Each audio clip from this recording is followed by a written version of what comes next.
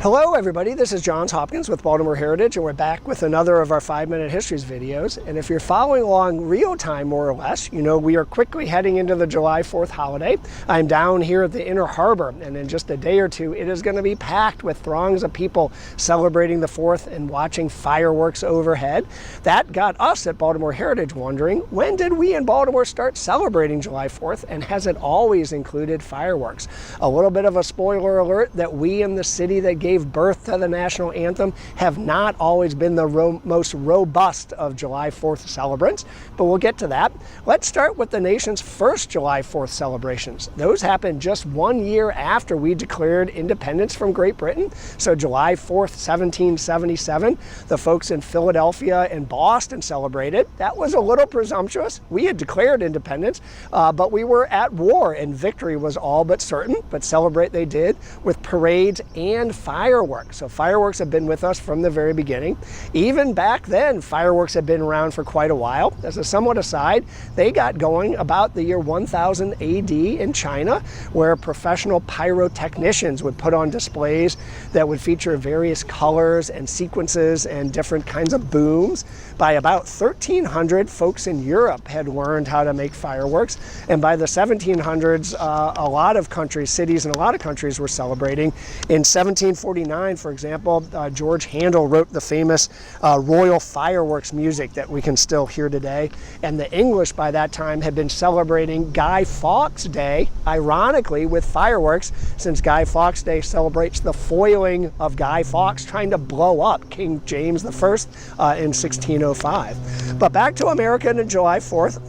We had Philadelphia and Boston in 1777. George Washington and Benjamin Franklin were not far behind. On July 4th, 1778, Washington celebrated July 4th by giving his soldiers an extra ration of rum. And Franklin was in Paris trying to convince the French to join our cause, and he celebrated by hosting a dinner party. In 1781, Massachusetts became the first state to declare July 4th a state celebration. It took Congress a little while longer, almost 100 years longer, but in 1870, Congress gave federal workers the day off. And it wasn't until 1938, however, that Congress officially declared July 4th as a national holiday.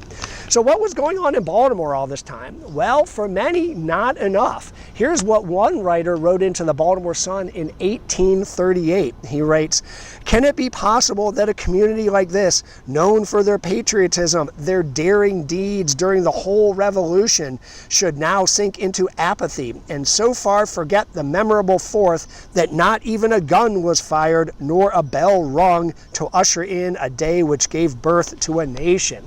The author goes on to suggest that we form a committee to organize things like they had in New York and Boston and Philadelphia. It took us a little while, but we finally did. In 1846, for example, we were finally feeling the public spirit on Independence Day. We started that day by firing cannons and ringing bells. We had a parade to Mount Vernon Place where the Declaration of Independence was read out loud. And we ended the day with fireworks displays all across the city, and then lighting the Washington Monument up with something called drum and light, which we now call limelight. Pretty spectacular.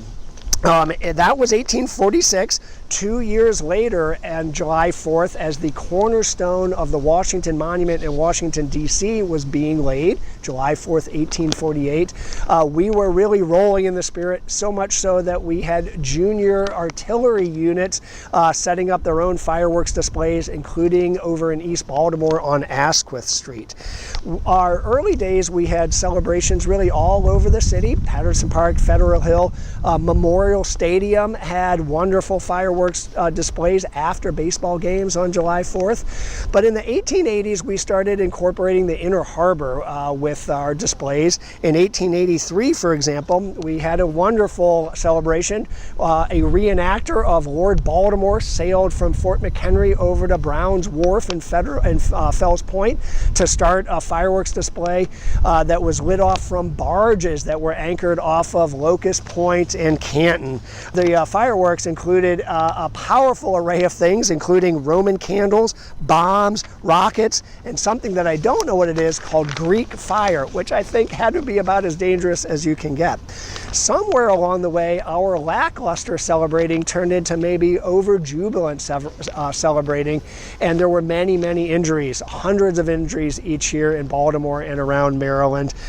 So many that the Maryland Society for the Prevention of Blindness mounted a campaign against the fireworks industry, and in 1941 they won. And that year is when our General Assembly outlawed the sale of fireworks.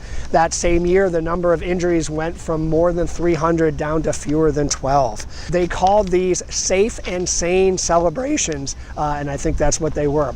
I'm going to wrap up by coming back to the harbor. Since 1980 and the opening of Harbor Place, and really even a few years before, the Inner Harbor has been the focus of our July 4th celebrations and our fireworks. Now, some years we've had a few glitches. The fireworks didn't start quite on time, or the pre-recorded music didn't go through the loudspeakers the way it quite should. Some years we've had to cancel altogether because of rain. But I think after getting going in the 1830s and then figuring out how to do it safely in the 1940s, we have finally found our groove on how to celebrate Independence Day here in Baltimore. And with that, I'll say happy 4th of July, everybody, and we'll see you next time.